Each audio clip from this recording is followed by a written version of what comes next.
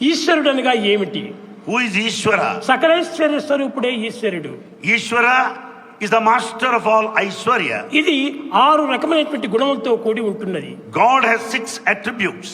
ఐశ్వర్యము, Aishwarya, wealth, దానము, charity, యశస్సు, reputation, జ్ఞానము, wisdom, రసము, essence. వీజిక. ఈ 6 యొక్క తత్వమునే ఈ యొక్క ఈశ్వరత్వం అంటున్నారు. Ishvarata, divinity, represents these 6 attributes. కనుకనే షడైశ్వర్య స్వరూపుడు ఈశ్వరుడు అని పేరు. So God is the very master of these 6 forms of wealth. ప్రేమ స్వరూపులారా, Embodiments of love. Eenadu Today, Shivaratri, Shivaratri, Shankara రాత్రి, Shankara శంకర Ratri. దినము.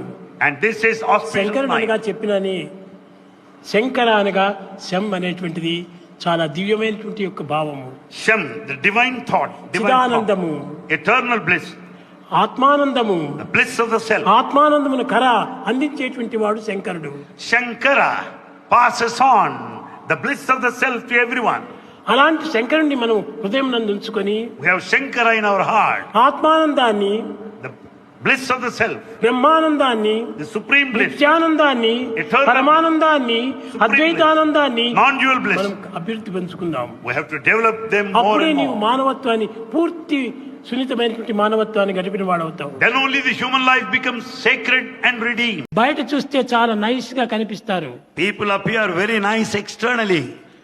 లోపల చూస్తే మాలిన్యమైన మనసుగా ఉంటుంటాది. Within we find polluted mind. వాళ్ళ మాటలు చూస్తే చాలా తీయగా ఉంటాయి, The words are so sweet.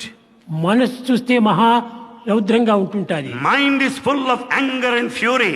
అలాంటి రౌద్రమైనటువంటి మనసుతో మనం ఏమాత్రము చేరకూడదు. We should never be in the company of furious minded people.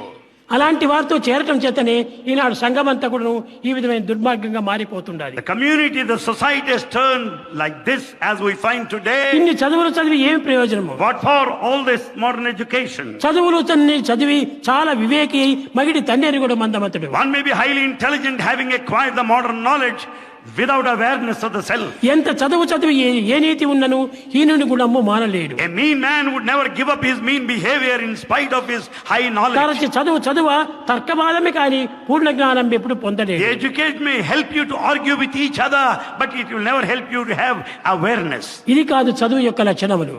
This is not the quality of education. మృదుమధురమైనటువంటి యొక్క పలుకులు, We should speak softly and sweetly. విధేయతతో కూడినటువంటి చర్యలు. We should be humble and obedient. ప్రతి మానవుడు మూడింటిని మీరు సంరక్షించుకుంటే అందరు కూడా మీరు స్వామి యొక్క స్వరూపాన్ని ధరిస్తారు. हर व्यक्ति 3 चीजों का स्वरूप धारण कर लेने से तुम सब स्वामी का स्वरूप धारण कर सकते हो. స్వాములు ఎందు భగవంతుడు మీకు ఆవిర్భవిస్తాడు. तुम सब में भगवान का आविर्भाव हो जाएगा. అదే పి పి పి ఈ 3 పీలు ఉంటున్నాయి. वे हैं पी पी पी, 3 पी हैं. పి ఫస్ట్ పి ప్యూరిటీ, पहला पी है प्योरिटी अर्थात पवित्रता. రెండవది పేషెన్స్, दूसरा है पेशेंस अर्थात धैर्य. మూడవది పర్సివరెన్స్. तीसरा है परसिवरेंस अर्थात लगनशीलता. ఉండేటువంటి వారికి ఎక్కడ పోయినా ఎక్కడ ఉండినా ఏం చేసినా ఏ మాత్రం కూడా వానికి భయం ఉండదు. ये तीनों जिसके पास है वो कहीं भी जाए, कहीं भी रहे, कुछ भी करे, कोई डर नहीं. అన్నిటికంటే ప్రధానమైనటువంటి ప్యూరిటీ ప్యూరిటీ ప్యూరిటీ. इसमें सबसे प्रमुख है पवित्रता.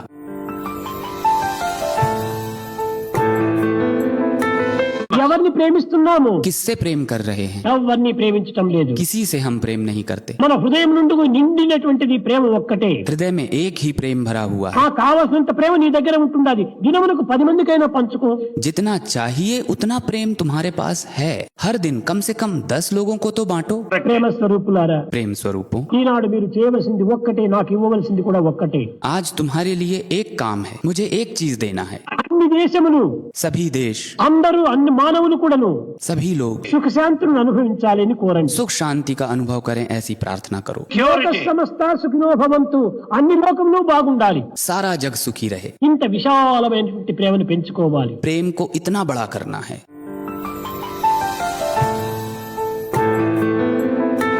మన వాక్కు నుంచి మంచి పవిత్రమైన భావాలు రావాలి.